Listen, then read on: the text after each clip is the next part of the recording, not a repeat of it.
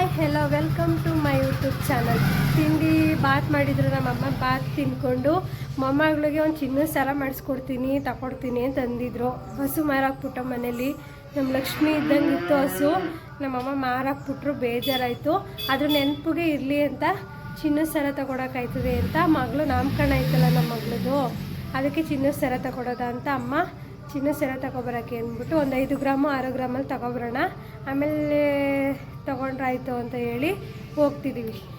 ಯಪ್ಪ ಎಷ್ಟು ಬಿಸಿಲು ಯಮ್ಮ! ಈ ಬಿಸಿಲಲ್ಲಿ ಹೊರ್ಗಡೆ ಹೋಗೋದು ಅಂದರೆ ಬೇಜಾರು.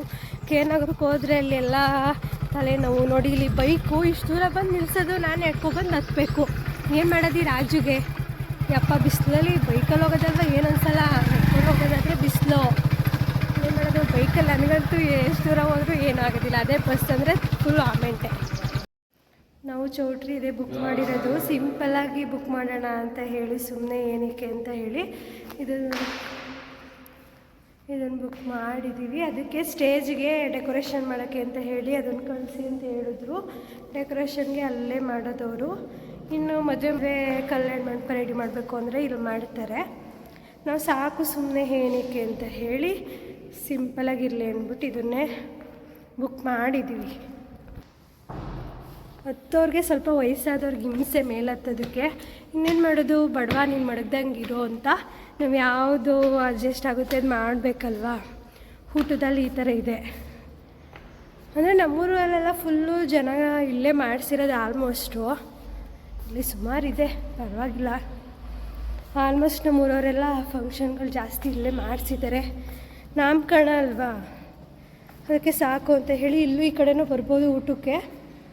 ಇಲ್ಲಿ ಇಳಿಬೋದು, ಇಲ್ಲೂ ಜನ ನಿಂತ್ಕೋತಾರೆ. ಅಲ್ಲಿ ಆ ಕಡೆಯಿಂದ ಹೇಳಿದ್ನಲ್ಲ, ಆ ಕಡೆಯಿಂದ ಡೋರದು. ಇಲ್ಲಿ ಊಟ ಮಾಡ್ತಾಯಿದ್ರೆ ಕೆಳಗಡೆ ಜನಗಳು ಇಲ್ಲಿ ನಿಂತ್ಕೋಬೋದು.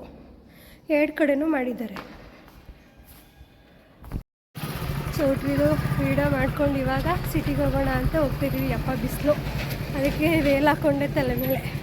ಸಖತ್ ಹೆವಿ ಬಿಸಿಲಪ್ಪ ದೇವ್ರೆ.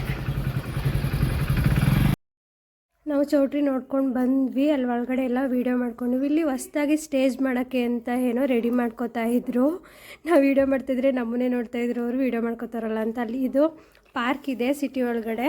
ಎಲ್ಲ ಸುಮಾರು ಆಲ್ಮೋಸ್ಟ್ ವಯಸ್ಸಾದವರು, ಆಮೇಲೆ ಆಂಟಿರು ಎಲ್ಲ ಸಿಟಿಲಿ ಇರ್ತಾರಲ್ಲ, ಅವರೆಲ್ಲ ಅಲ್ಲಿ ವಾಕಿಂಗಿಗೆ ಬರ್ತಾರೆ. ಆಮೇಲೆ ಅಲ್ಲಿ ಕೂತ್ಕೊಂಡು ಫ್ರೆಂಡ್ಸ್ ಎಲ್ಲ ಅವ್ರ ಜೊತೆಲ್ಲ ಬಂದು ಇದು ಮಾಡ್ಕೊಂಡು ಹೋಗ್ತಾರೆ. ಇದು ರಾಘವೇಂದ್ರ ಸ್ವಾಮಿ ಮಠ. ಆಮೇಲೆ ತಾಲಿಗೆ ತಾಲಿಗೆ ಕೊಂಡ್ಲಾಕ್ಸೋಣ ಅಂತ ಹೇಳಿ ಕೊಂಡ್ಲಾಕ್ಸೋಣ ಅಂತ ಬಂದ್ವಿ. ಹಂಗೆ ಪಾಪಗೂ ಕಿವಿ ಚೂಸೋಕ್ಕೆ ಎಷ್ಟು ಏನು ಅಂತೆಲ್ಲ ಕೇಳ್ತಾ ಇದ್ದೆ. ಅವರು 100 ರೂಪೀಸ್ ಆಗುತ್ತೆ ಅಂತ ಹೇಳಿದ್ರು. ಸರಿ ಅಂಕಲ್ ಬರ್ತೀವಿ ಇರ್ತೀರಾ ಅಂತೆಲ್ಲ ಕೇಳಿಕೊಂಡು ಅವರು ಈ ಥರ ಬರುತ್ತೆ, ಅದು ಗುಂಡಿರಲಿಲ್ಲ, ಅಮ್ಮ ಗುಂಡು ಇದು ಮಾಡ್ಬಿಟ್ಟು. ಆಮೇಲೆ ಬಾಟ್ಲು ನೀರಿನ ಬಾಟ್ಲು ಊಟಕ್ಕೆ ಎಷ್ಟು ಬೇಕು ಅಂತ ಕೇಳ್ಕೊಬಾ ಅಂತ ರಾಜುಗೆ ಹೇಳಿದೆ. ಅವರು ಕೇಳ್ಕೊಬತ್ತೀನಿ ಅಂತ. ಅದು ಏನು ಸಿಕ್ಕಾಬಟ್ಟೆ ಬಿಸಿಲಪ್ಪ.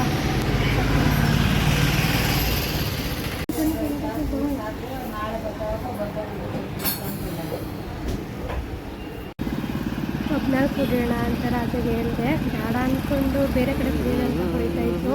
ಅದು ಬೇರೆ ಕಡೆ ಇರಲಿಲ್ಲ. ಆಮೇಲೆ ಇಲ್ಲಿಗೆ ಬಂದ್ವಿ, ರಿಟರ್ನ್ ಹೋಗಿ ಅಷ್ಟು ದೂರ ಮತ್ತೆ ಬಂದು ಒಬ್ಬನಾಲ್ ಕುಡಿಯೋಣ ಅಂತ ಕುಡಿತಾ ಇದ್ದೆ. ರಾಜು ನನಗೆ ಬೇಡ ನೀನೇ ಕುಡಿ ಅಂತ ಹೇಳಿತು. ನಾನು ಅದಕ್ಕೆ ಫುಲ್ ತೊಗೊಂಡೆ. ಒಬ್ಬರೇ ಕುಡಿಯೋಕ್ಕೆ ಏನೋ ಒಂಥರ ಆಯಿತು. ನೀನು ಇದ್ಬಿಟ್ಟು ಹಾಫ್ ಕುಡಿಯೋಣ ಅಂತ ಹೇಳಿ ನಾನು ಸ್ವಲ್ಪ ಕುಡಿದು ರಾಜುಗೊಂದು ಸ್ವಲ್ಪ ಕೊಟ್ಟೆ. ಕುಡಿದ್ರು. ಏನು ಹೆವಿ ಬಿಸಿಲು, ಸಖತ್ತು, ಮಳೆ ಇಲ್ಲ ಏನಿಲ್ಲ. ಯಪ್ಪ ಕೇನಗರಕ್ಕೆ ಹೋದರೆ ಈ ಬಿಸಿಲಲ್ಲಂತೂ ಫುಲ್ಲು ಸೆಕೆ ಅಂದರೆ ಸೆಕೆ. ಅಮ್ಮ ಚೈನು ಸೆಲೆಕ್ಟ್ ಮಾಡಿ ನೀವೇ ಮಾಡ್ಕೊಳ್ಳಿ ಸೆಲೆಕ್ಷನ್ ಅಂತಂದು ಹೇಳ್ತು. ರಾಜುಗೂ ನಂಗೊಂದು ಇಷ್ಟ ಆಯಿತು. ಏನು 6 ಗ್ರಾಮ್ಗೆ ದಪ್ಪನೇ ಇಲ್ಲ, ಸಖತ್ತು ತೆಳುವು.